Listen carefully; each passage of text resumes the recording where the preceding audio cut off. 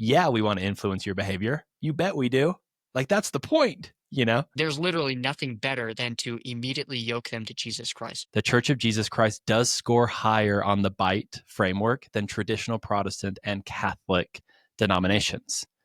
But does the story end there?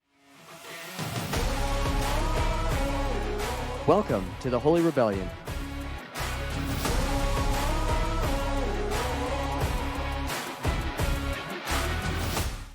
Welcome back to the Holy Rebellion. We're glad to have you with us. Travis and I have something exciting we want to share with you, something that's been on our minds, something that you have seen on the internet and in the Reddit comment sections and on Instagram.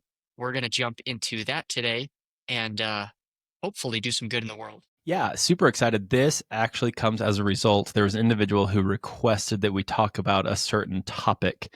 And it's something that they've seen a lot of videos on, a lot of comments on, is that the Church of Jesus Christ of Latter-day Saints is controlling, or even that people will go as far as to criticize that the church is manipulative. And they'll use a model or a framework called the BITE, B-I-T-E framework, to show that the church has some of these manipulative characteristics. And so we wanted to jump into that today and kind of take a look on, is there merit to those attacks and those claims? Yeah, so we're going to go through some of these points with you. But one thing that's important here to understand, though, is that influence is a sliding scale. And so there can be authoritarian type influence all the way down to complete libertarian influence, where it's like, do whatever you want. Over here, it's do exactly what I tell you to do. And so there's a sliding scale here. So we're going to get into sort of what this BITE scale looks like. We want to show what the framework looks like and what it entails. One thing that we did is we actually went through, we used the help of AI, and we crafted out a grading scale that was unbiased, that because we obviously are going to have our biases. And so we wanted to use an unbiased scale given to us by AI. That we could plug in different organizations and it would spit out a score based on the metrics found in BITE. And so, spoiler alert, the Church of Jesus Christ does score higher on the BITE framework than traditional Protestant and Catholic denominations. But does the story end there? Working at a tech startup scores higher on the control scale than the Church of Jesus Christ of Latter-day Saints. So does CrossFit, as does your daughter's traveling club soccer team. And don't forget your son's high school marching band. That scores higher too. Not to mention faith traditions such as Orthodox Judaism and Christian fundamentalism. So why are some of these considered as cults and manipulative, while others are considered normal, character building, faith building, etc.? So before we dive deeper into this, what is the BITE model? So we're going to share this with you. It's a framework that measures behavior, information, thought, and emotional control in organizations. So let's take a look together. You can look it up. It's freedomofmind.com, cult mind control BITE model. And so you'll be able to see this and flip through. So just wanted to give you a little bit of background on the BITE model. So the individual who developed the BITE model, his name is Stephen Hassan, I believe is how you say that, Stephen Hassan. And he was actually a member of the Mooney community. And it was sort of like your stereotypical situation where people went and they were brought to a compound. It was very radicalized. People weren't allowed to leave. Everything was very much controlled. So sort of what we think about when we describe a cult, right? And so after getting out of the Mooney community, he sort of dedicated his life's work to helping other individuals learn, are you a victim of authoritarian control in your life? And so he developed this model to help us see and understand that. So we just wanted to go through quickly and sort of show you the 4 different sections. Yeah, so the 4 major points: influence on behavior, information, thought, and emotion. And then they'll dive deeper into the specific aspects of each of these. Okay. And yeah, do I need to zoom in there, Christian? No, you're okay. Okay. Get real close. Yeah, it's some of them on here are clearly, it's very black and white that if they are controlling this, it's not a good thing. And then there are some that are like, hey, maybe that's actually not such a bad thing. So for example, where did it go? Oh, here's one that is, there's definitely it's on a spectrum. There's a lot of gray area. Regulate diet, food, drink, hunger, and or fasting.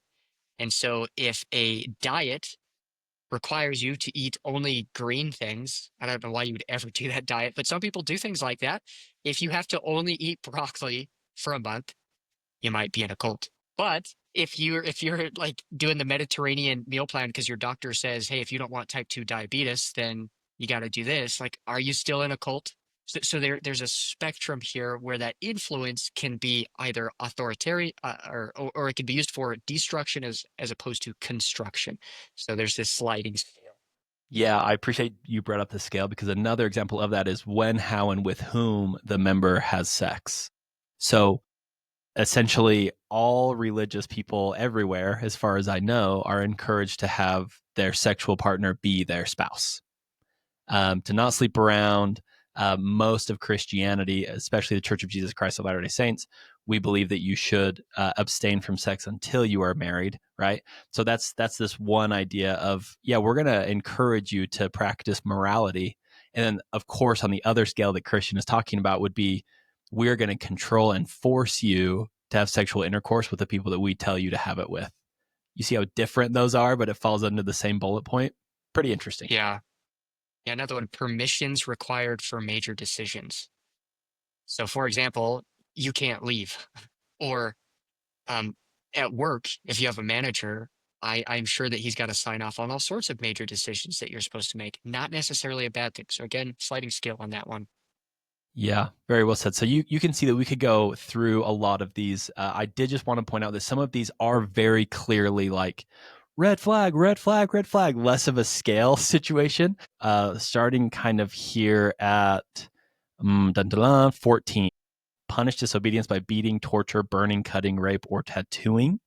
My goodness. Less of a scale there. If you're part of a community that practices that, get out. Which sounds like basically any gang. Sounds like gangs Yeah. are a bit cultish, turns out. Yeah, interesting. Just going on the list here: threatening harm to family and friends, force an individual to be raped, encourage or engage in corporal punishment, kidnapping, beating, torture, separation of families and prison. I mean, like you can see that some of those aren't to scale. They're just flat out red flags. Get out.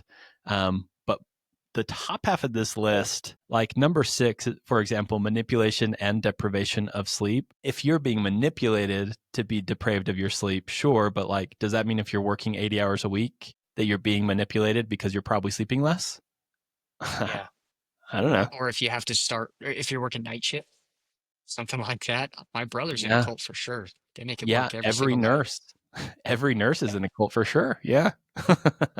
And back on the information control side, encourage spying on other members. See, that's a weird one. When I think cult, that's kind of what I think. Mm. Yeah, we got to know everything about them. Impose a buddy system to monitor and control. Yeah, and it's interesting because I could see some antagonists to faith and maybe specifically our church looking at something like this and saying like, well, they have like those ministering brothers and sisters that go and check on them at their houses, Or missionaries who or go two by two. missionaries. You have to stay with your companion. If you try and leave the church, they'll come and knock on your door, right? Like these are sort of like the examples that people will give, um, to which my response is like, the Savior would have come and knocked on your door.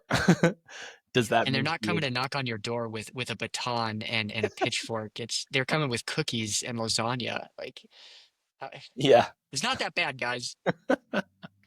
If they're doing it right, they're coming with cookies. I probably need to bake more cookies. Yeah, I definitely do. Let's see. Deception. So they deliberately withhold information from you, distort information to make it more acceptable, systematically lie to the members. And so they're just trying to mislead you, tell you one story while something else completely different is happening in the background.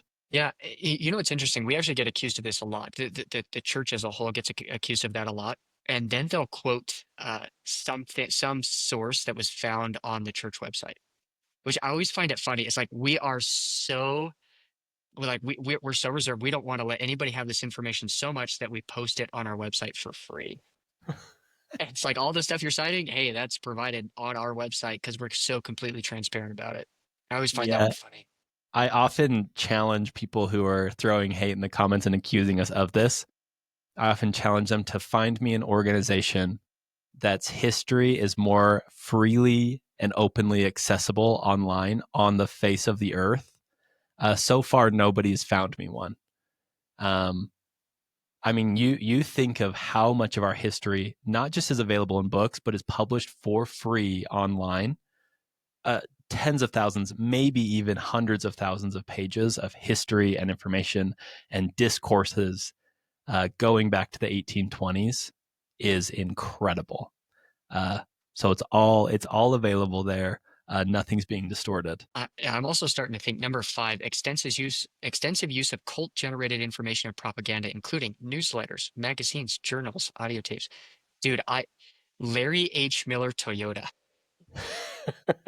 I bought a car from him one time and I still get emails. Every time I get them, I unsubscribe every single time and they still keep coming through. I cannot get away from them.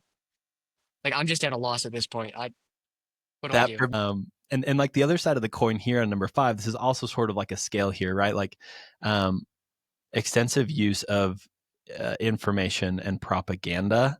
Like would it not be concerning if a church was unable to produce information and magazines and videos that was consistent with its doctrine that they could spread throughout the world? I would say that would be quite concerning if they couldn't do that. So that's like a really interesting one to me. I could see how you could use information to control people, and you have to produce information.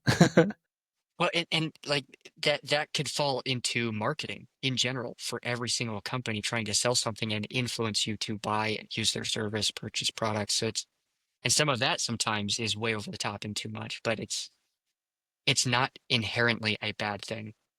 Right. And so to not beat a dead horse here, but influence isn't always a manipulative or bad thing. And um, I would love to meet the creator of this. My guess is that he would agree with that. Is that he would say like, oh yeah, yeah, yeah. Like every organization has some of these, and that they ought to.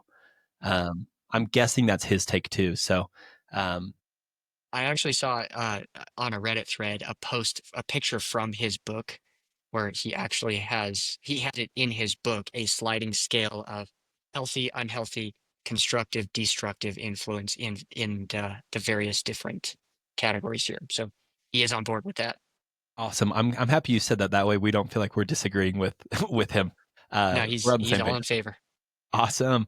Okay, let's move on to the last two: thought control and emotional control. Um, Go down the left, I'll go down the right and find a couple. Perfect. Sounds good. So, first, from thought control, my eyes immediately went down to number four: encourage only good and proper thoughts. Uh, Jesus? Cult. Here's one that's interesting. Manipulate and narrow the range of feelings. Some emotions and our needs are deemed as evil, wrong, or selfish. So Jesus? Not that emotions are wrong. Well, and maybe that's the key there. Maybe I don't quite understand this, but there are emotions that if we follow lead to negative consequences. And so we should regulate those emotions in general. So it must be the narrowing, like you cannot feel anger or you cannot feel, I don't know what else. I guess you can't feel sad. I could see how that could get bad. Yeah, and maybe I could maybe even see that like if you feel lust, you ought to be punished or something like that. Mm, Maybe. yeah. And I could see that becoming like controlling and manipulative and bad. Let's go ahead and just look at the first one: require members to internalize the group's doctrine as truth. Adopt the group's map of reality. So before I go to B, C, and D, that one I think is probably fairly consistent and true of any religious group.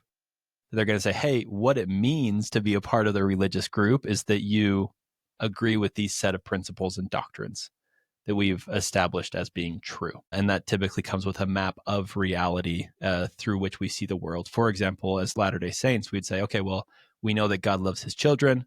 We know that because he loves his children, he's provided a way for us to be with our families forever. And he calls prophets to lead and guide us, both in the past and modern day. So we share that map of reality, which I don't think is a bad thing. But I think it's probably just you would find it anywhere in religion and probably in just about any business that you join. If you were to work there, they're going to sell you on a map of reality through which to see It's a the world. mission or vision of the company. Yeah. Yeah, absolutely. Like this idea of instill black and white thinking. I often see members of the church getting criticized of this as well. We do believe that there's opposition in all things, and that some things in the world do come from God and are inspired from God, and other things do not. But I would also say that black and white thinking is pretty typical amongst young people. And as we grow into adults, you start to realize that there's some gray areas in the world. And most people that I've seen attack the church is when they left the church as they were emerging from youth to adult. And so they understood the church in their childish mind, very black and white. And then they've grown into an adult and they've started to see the world with gray areas. But when they look back at their childhood, and their childhood was in the church, they remember it being black and white because they were a child. And so that's the most common thing that I see with individuals who criticize us of that. But I don't know if I've heard you say that before. I really like that. That's a good one, thanks. Travis. Well done, sir. Uh, on the right side, as I'm going through this, it's mostly labeling emotions bad or blocking the feelings of some emotions. Here's one that's really interesting. Number 4, promote feelings of guilt or unworthiness. And then it has a list of such as. But I mean, some of these are um, your affiliations are unwise, your thoughts, feelings, actions are irrelevant or selfish. And this is one that I does fall on a spectrum, because if you ever set a goal ever, like I will run a marathon, and you sit down and eat a bag of Cheetos on the couch for 6 hours and watch The Bachelor, you're gonna feel guilty, and you should, right? Because you set a goal, and you don't have the integrity to follow through. So you've got some growing and building to do. But I can see how that could also be used for manipulation. And so another sliding scale. I don't think that guilt itself it's not a bad emotion. I think it's one that motivates us to move forward, but it can be weaponized. So I think I see what they're saying here. Uh, but again, it's that spectrum. The spectrum thing. Yeah, and I would Yeah. say number 7 is also a spectrum on the thought control side. Uh, I think on like the church definitely is number 7 in some aspects. So teaching thought stopping techniques.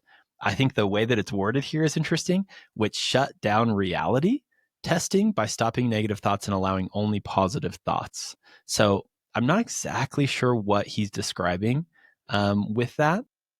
But like in the church, F down there, we do sing and we do hum. Um, E, we believe in the gift of tongues. It's only useful if other people can understand it. So I don't think that's what he's describing there.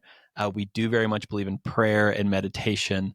Um, I'm not sure if Latter-day Saints do any form of chanting that he is describing here. Um, but essentially, I think what I would describe as a scale here is that on one side of the spectrum, we're saying, hey, we're agents unto ourselves, and we have the capacity to elevate our thinking, elevate to a higher and holier plane, and you ought to choose to elevate. And some of the tools you can use are prayer and meditation and singing.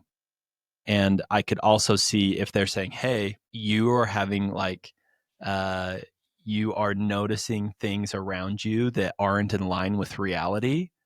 Uh, say these things that we teach you to say and remind yourself of what we taught you so that you stop noticing reality. And that I think would be pretty sketchy. So, anyways, yeah, once again, the scale there. Last one I'll do from my side. Phobia, it's number 8. Phobia, indoctrination, including irrational fears from leaving the group or questioning the leader's authority. Now, I would actually say that culturally there is some of this in our faith, and I would also say that probably exists in every faith. For example, no happiness or fulfillment outside of the group, which I think if you're ever in a group, a men's group, a sports team, a church, there's a lot of affiliations where we don't know what life looks like on the outside of that. So there's always some fear, again, sliding scale. But then B here, terrible consequences if you leave, such as hell, demon possession. That one's wild. Incurable diseases. It gets worse. Accidents, insanity, 10,000 reincarnations. I don't even know what some of those are. But I think that in our faith, actually, we believe that everybody is going to heaven. Everybody who wants heaven is going to get to heaven, even if you come into the faith and then leave it. And so Jesus planned for those kinds of things. And that's what we believe. Although I do see that that could be weaponized. It's like, hey, well, don't you want to go to the celestial kingdom with your family? It's like, yeah, I do, but and so that can be some form of manipulation that I don't think is used from the church, but it could be used maybe in smaller scale family settings. Yeah, and I think it's important for us on the left side here, Christian, to maybe go just to touch really briefly on 8, 9, and 10. I'm going to let you take 9 because you recently did a video on that. But 8, rejection of rational analysis, critical thinking, or constructive criticism. I think that this is also probably one that people would think that we are guilty of inside the church. A rejection of rational analysis, critical thinking, and criticism. And I think that there's a big difference between a a decision to focus on that which is good and faith promoting is really different from like pretending like it doesn't exist or the alternative doesn't exist. So I think that there's an invitation to study, ponder, and pray. We believe in studying through all of the best books. There isn't any information website or book that we're like being blocked from, right? Like if you think of a cult that's on a compound where they're controlling information, like that doesn't happen. That's not a reality in the Church of Jesus Christ. In fact, I would say that at least per some of the conversations that I've had in comment sections where we're saying, hey, I've thought this through. I've taken a look at evidence. I've listened to the stories. I've done my research. I've prayed. I felt inspired from God. Um, and a lot of faith traditions might just say, like, well, it says these words in this book, and therefore I believe this way. So again, you could interpret number 8 in a lot of different ways, but I actually think that members of the church are encouraged to critically think and do analysis quite regularly. Although for those who aren't religious, still probably won't think that that's enough. They would say like, you ought to do more, and that's probably fair. I think one evidence of that is we are some of the most highly educated group of people in the nation. It's like there's some data there to support your claim. Number 9, forbid critical questions about leaders' doctrine or policy allowed. So, what's funny is this always gets brought up, what's funny about this is that when somebody brings it up, they have to go back to the 80s and then they quote my 5 seconds of one talk of one guy, and they say, "See, your church believes this." And they don't let the guy finish his sentence, and it's to me it's frustrating because like you got to go back to the 80s. These guys talk hundreds of times a year, and you got to go back to the 80s and then just take a little snippet. In our faith, that's not true. In fact, every general conference, every stake conference, and so this would be every 6 months we have a meeting, a global meeting, and then we'll have a local meeting where we can sustain leaders of our global community as well as local community. And you don't have to do that.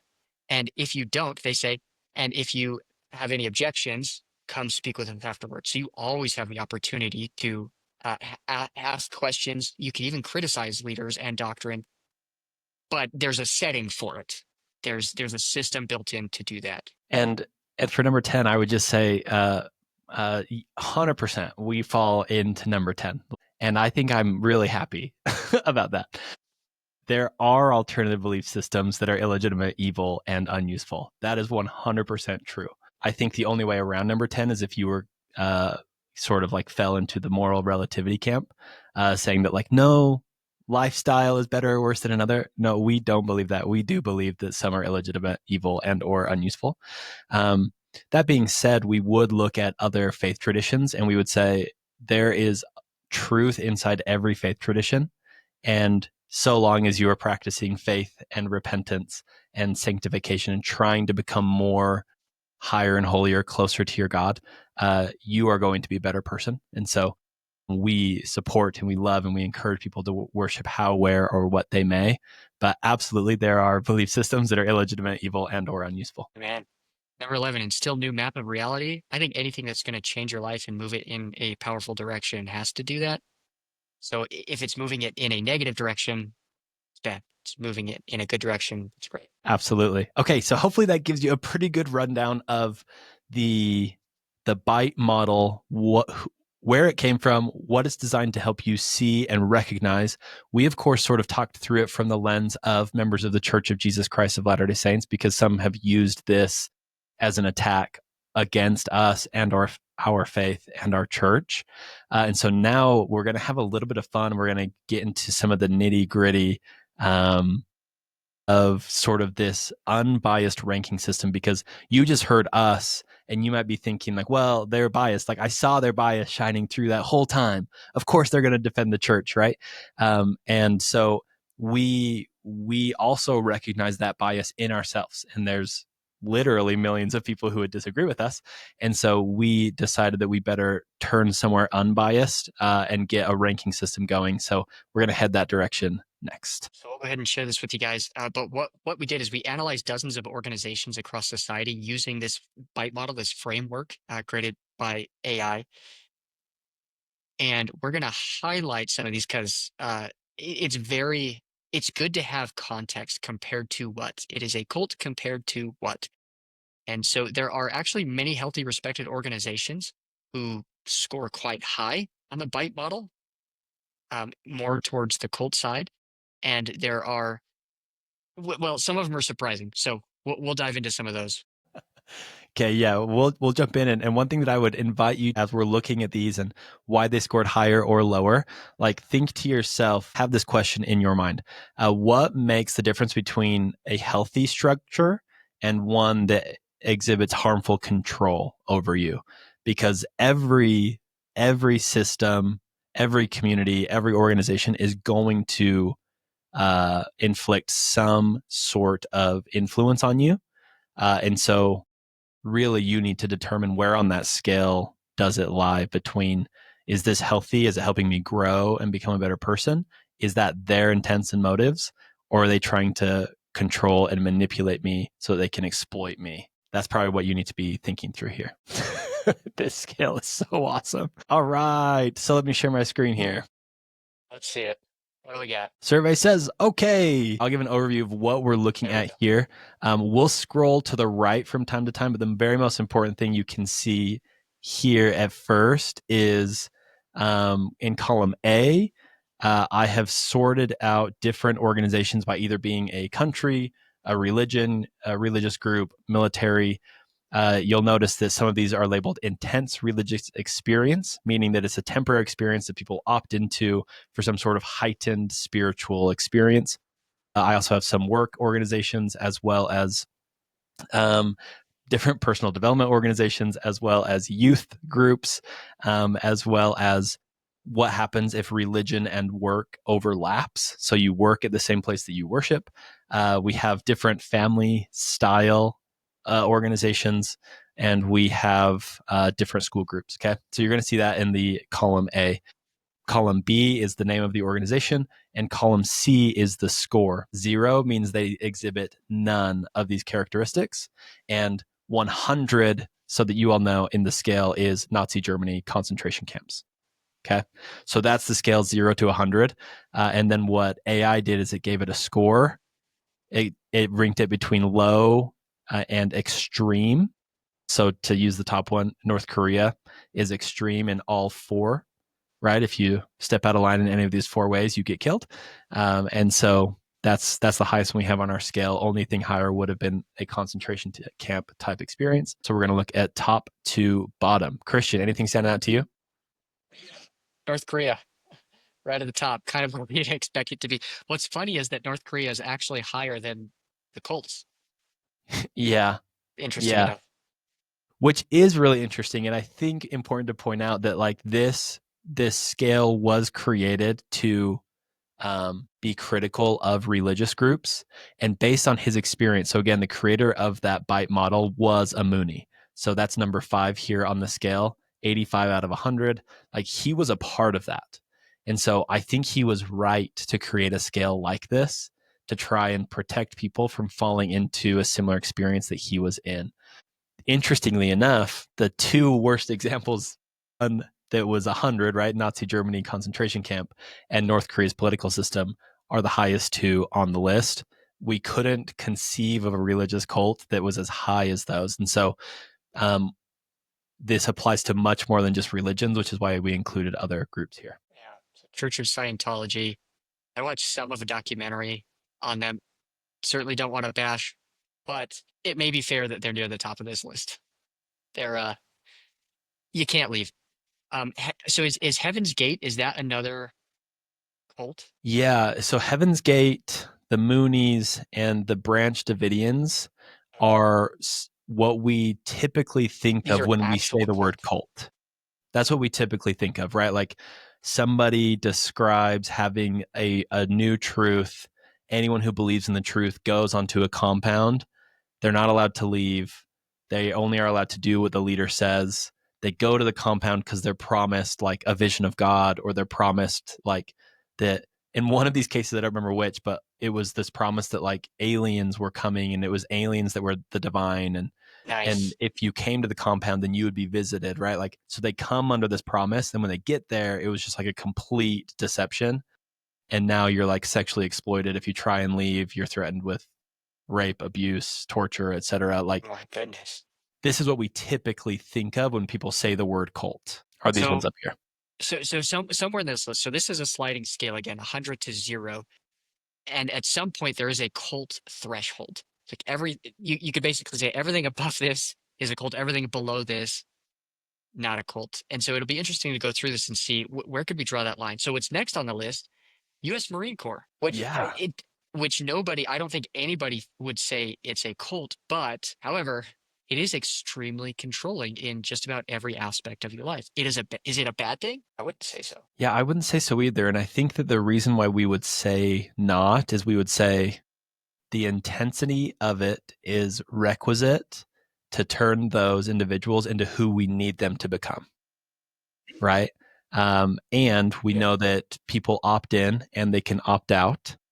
There's quite a bit of shame associated with opting out, but you're allowed to opt out. You're not punished for opting out. And again, you could say like, well, yeah, you are, because you wouldn't get like your free college if you opt out, right? So like maybe that's why they're pretty high on this list. But that's why I would say we wouldn't describe that as a cult, because one, free opt in, opt out. Two, the intensity is requisite for those involved to be who they need to become. But this isn't on the list, but one other thought I had here is that what about the draft? Like being a U.S. male during a time of draft where you are no longer, if you opt out, you actually are punished. That would rank even higher on this list. And is that a bad thing? I mean, that there's a debate to be had there, but is that such a bad thing? So context is so important. And maybe the draft is absolutely necessary to go defeat evil somewhere, something that's worth. Yeah. Wow. Yeah. Really good point. The next ones on the list, to be honest, I don't remember what this one is. I looked it up. I don't remember what it is. I don't know enough to comment on it, so I'm just going to kind of glaze over that one. Leave it there.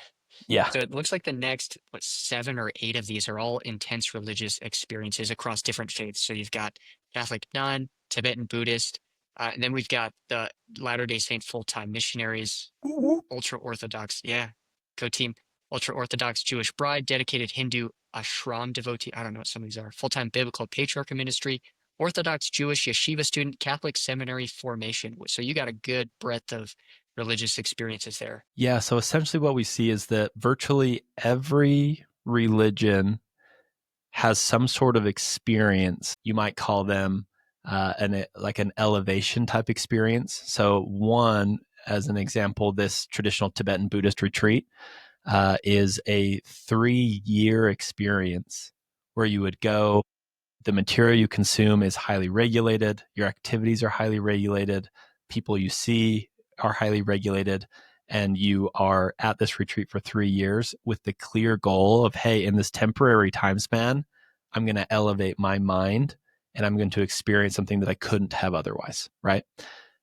LDS full-time missionary is in a lot of ways quite similar to that. It's a 2 years experience.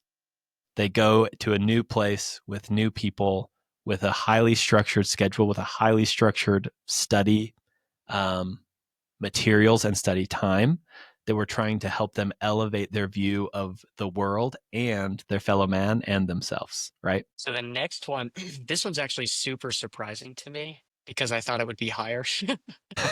The high pressure MLM company. If you've ever met Karen or Denise from doTERRA or Young Living, you know what I'm talking about.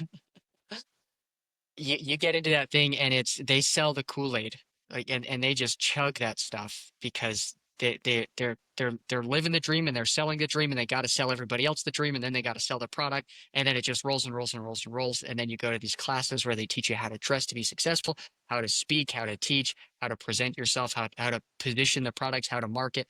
So it kind of all falls into that. That being said, I know some wonderful people in MLM companies who do a really good job, help a lot of people. And so yeah, I don't think in general, I think that MLMs can be cultish. In general, I don't think that that's where we should draw the line. It's like MLMs, I don't know. I Before we touch on the Christian fundamentalism one, just wanted to point out a couple others of these that score really high, right? So if you look at a U.S. senator, you might think if you reflect back on the different principles, right? Like if you're a U.S. senator, your behavior is highly regulated, highly controlled. What you work on, what you talk about, is highly, if not controlled, highly suggested. And then it gets even more so when, not if, you're in the Democratic or Republican Party, you're expected to fall in line. And if you don't, you're going to kind of get crucified. You're out. Yeah. Yeah. Which is why I'm thinking that specifically is so high on the list. One that I found pretty interesting is a Wells Fargo banker. I have a dad For and a brother bankers. who that's their profession. But I think the reason this is ranked so high is think of the amount of information that those bankers have that they're not allowed to share with anyone else. It's sort of like Or per the inside scale, it's like information. secretive and the information is controlled, right? So like, Tell you how to dress.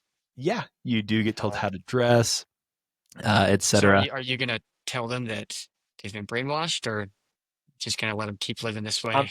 I'm waiting for the right time to tell my brother that his income source is a cult. I am waiting for the right time. Yeah. Yeah. Okay. It's like, dude, you should recognize it by now. They're taking 50 hours a week from you. Like you're clearly being controlled Done, and man. manipulated. Done. High end restaurant kitchen staff, Yeah. or even, dude, going to eat at a high end restaurant. Like they tell you how to dress. They're It's kicking true. you out after 45 minutes because they want the table back. Your life is.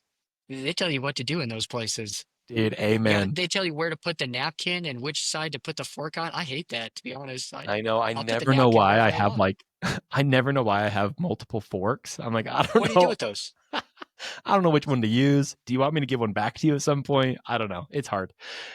Um, then I think because we are like focusing on religion primarily, we ought to point out Christian fundamentalism comes in at a 58.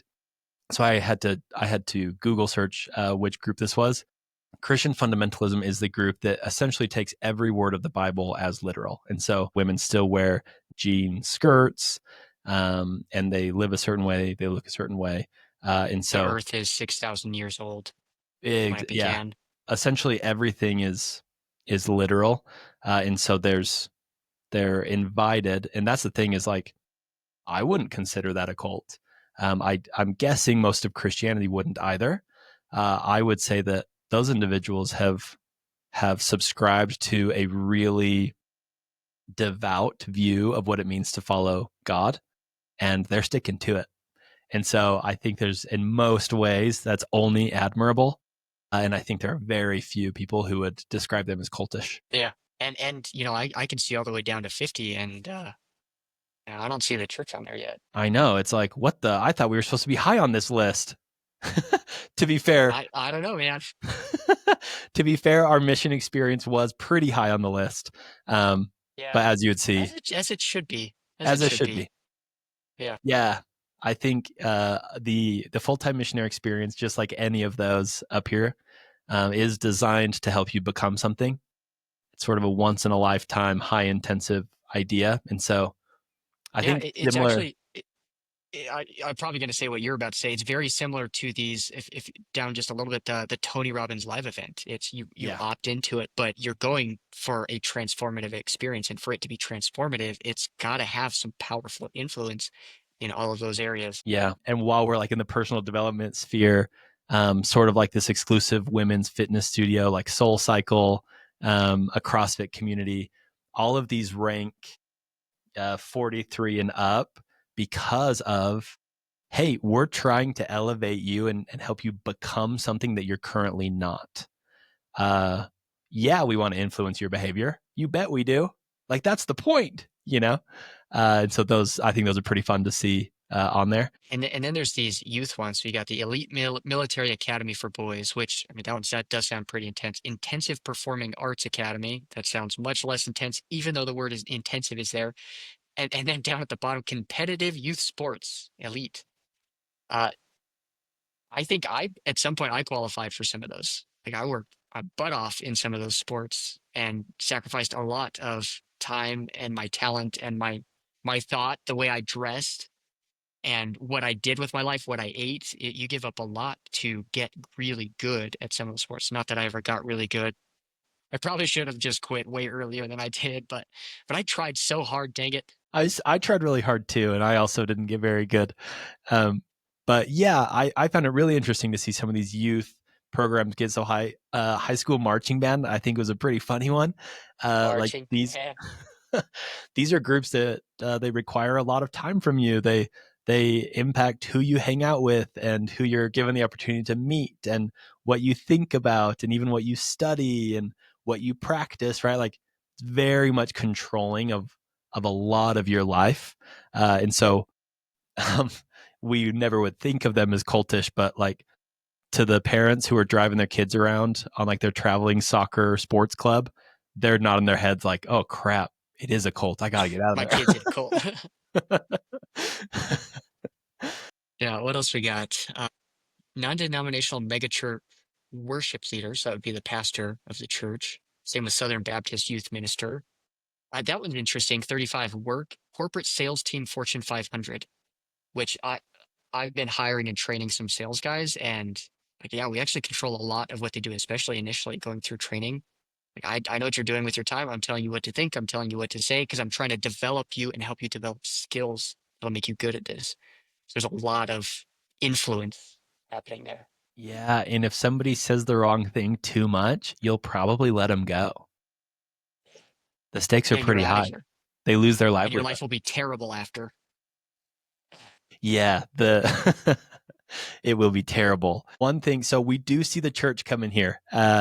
Cell row 37 coming at 42, moderates across the board. We do see the Church of Jesus Christ of Latter-day Saints coming in here. And uh all like my most unbiased approach here is to say that the Church of Jesus Christ of Latter-day Saints very much does intend to influence your behavior, to influence your thoughts and your emotions.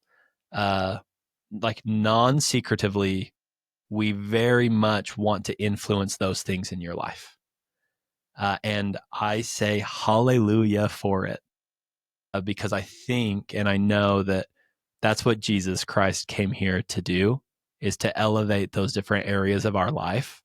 And I'm grateful that in his church, there are actionable things that I can do and participate in that help me apply those teachings in a very real way. Yeah, and I think 42 out of 100, huh? That's where we're drawing the line.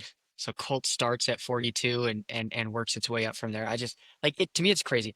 Ultimately, this model was not created to be weaponized against organizations that score 42 out of 100, but that's exactly how people are using it. And so calling us a cult is an attempt to poison the well. And when everything is a cult, nothing's a cult. And so it doesn't mean anything anymore. It loses its meaning. And so somewhere on that continuum, there is a cult threshold. And again, if we're a cult, then, the Boy Scouts are probably a cult, and your wife's bachelorette girls' watch party is probably a cult as well. And so maybe there's Like, not all of these things are bad, and influences can be used for good. So the Church of Jesus Christ of Latter-day Saints comes in here at a 42 out of 100. It was interesting to me to recognize how much higher it was than these other, both Protestant and Catholic denominations. There was, right, one or two up here, Orthodox Judaism, Christian fundamentalism, that's higher than the church. But what people might consider mainstream Christianity is much lower on this scale. I think we've already talked about the reasons for that.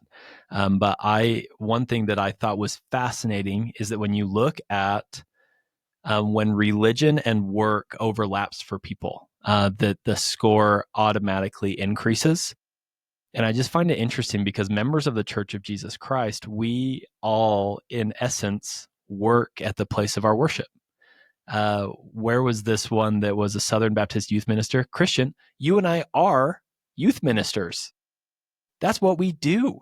And every week we spend time with the youth on a weekday and we teach them on Sunday. Like that, we are Latter-day Saint youth ministers.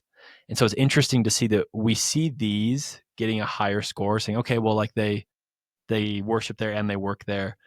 These have higher scores. Perhaps that's part of the reason why our score is higher too, because just the amount of time that we're investing at the place of our worship is likely much higher than the average here. So, at the end of the day, influence isn't inherently harmful. So here's a couple of examples. The reason for the influence matters. Is it growth oriented versus exploitation? And so here's a couple of examples from our faith. We have Sunday school, Relief Society, and priesthood meetings focused on applying principles to real life challenges, which is, I mean, it's just school for life. We also have a lay ministry. So we have word callings that develop leadership skills, public speaking abilities, and service orientation. We also have youth programs where the youth get together once a week that emphasize personal growth. They even set goals on that and work towards those goals and preparation for adult responsibility. And so beyond just looking at growth versus exploitation, right? Like what's the motive and intent behind the programs? Uh, another distinguishing sort of slider scale is this permanent control, or are you opting into an experience where you're controlled for a time, or opting into more intense influence for a time? And so a few examples here: the church does encourage you to spend time every day reading your scriptures, studying in prayer, pondering, but no one's like monitoring your study, right? And no one's asking whether or not you do, although it might be helpful if somebody were. Sunday worship is 2 hours a week.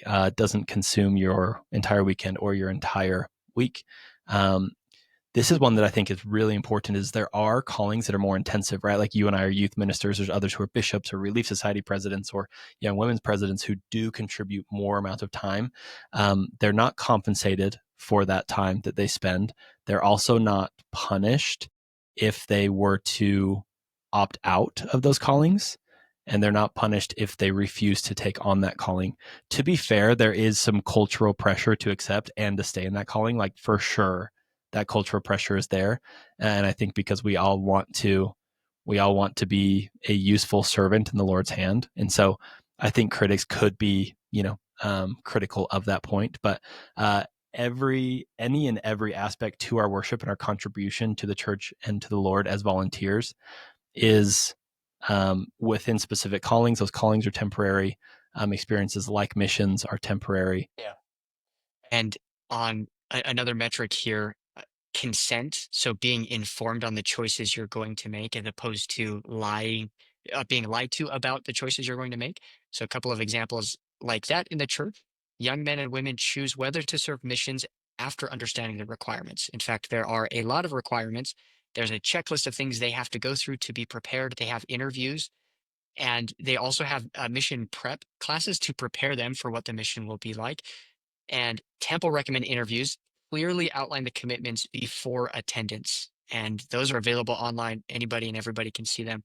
Adults decide their level of commitment to practices like tithing and the word of wisdom. I can see people pushing back and say, yeah, but if you don't pay tithing or obey the word of wisdom, you can't go to the temple. It's like, yeah, it's all voluntary. All of it. Literally all of it is voluntary. And you get to choose if you want to live the standards of the temple or not. Youth have progressive experiences before making adult covenant choices. And the one I hear a lot of, honestly, I'm going to say whining about is, I didn't know what covenants I was making when I was 8. It's like, yeah, but when you're 8 years old, you start to pick a team one way or the other. If you're not picking the team of Jesus Christ, even if you didn't understand all of the covenants at the time, you're picking something else. And I'm going to do a video on this. I haven't looked up all the statistics, but if you look at the ages that the average boy, for example, is exposed to pornography, it's very young.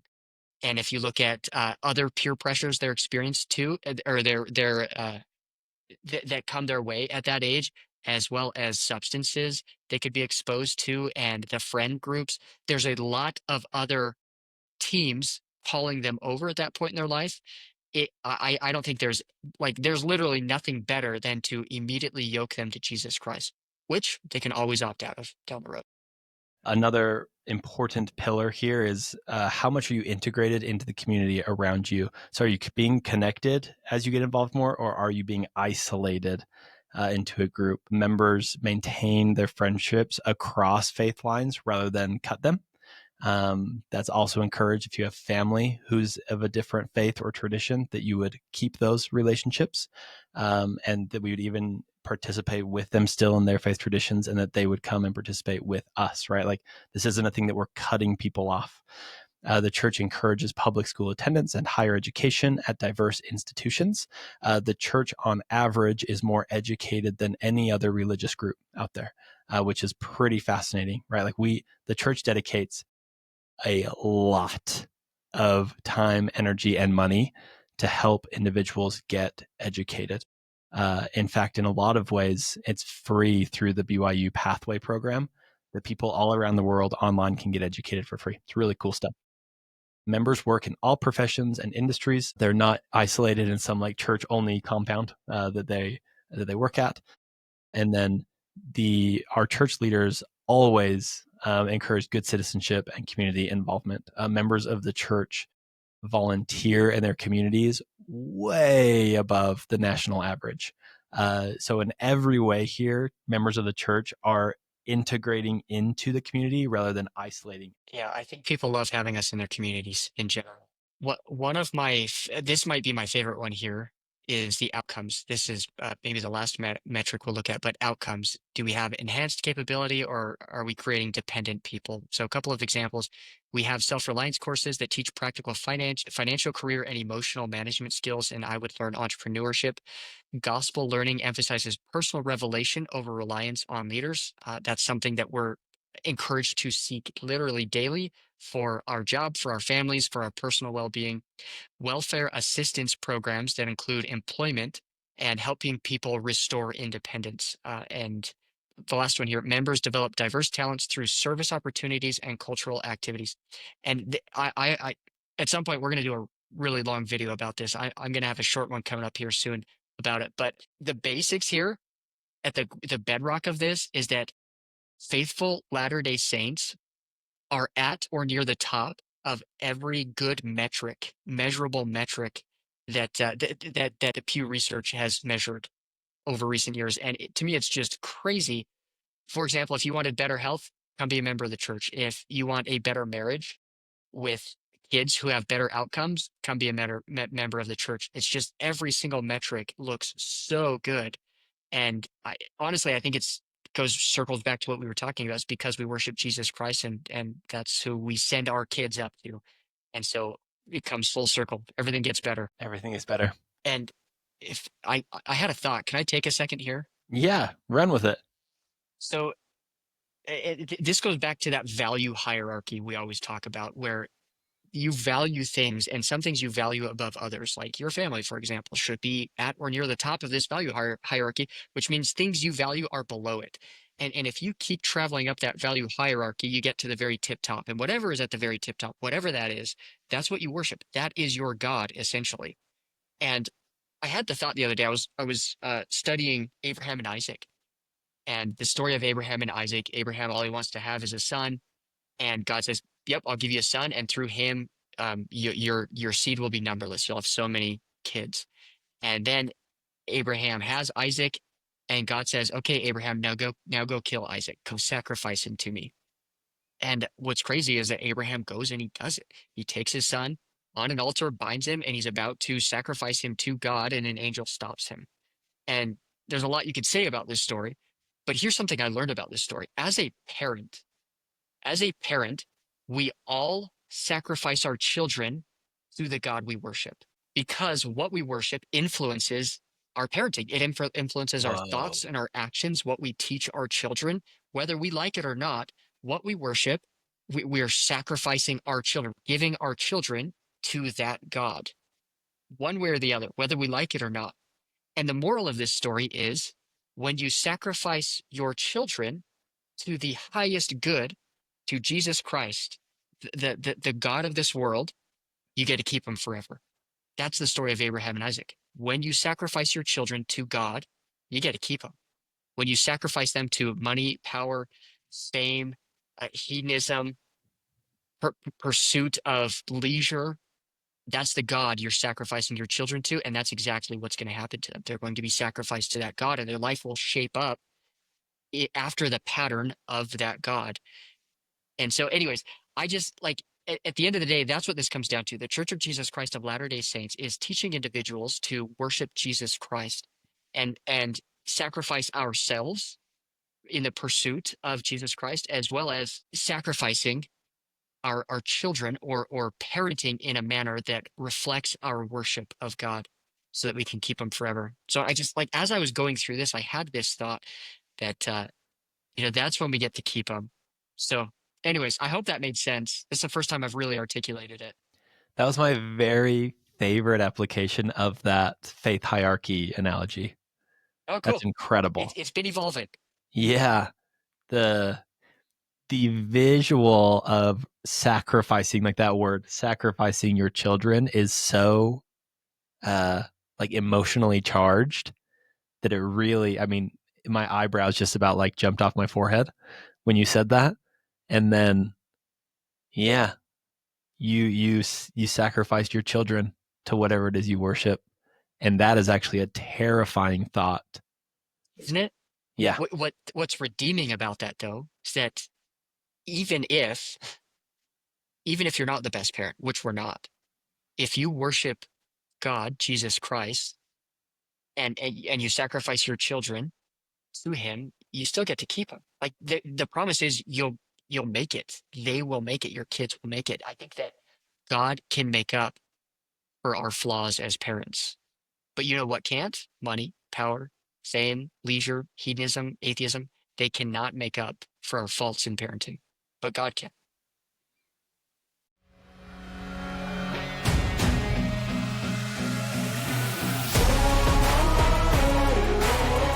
Thanks for joining this episode of The Holy Rebellion. We'll see you next week.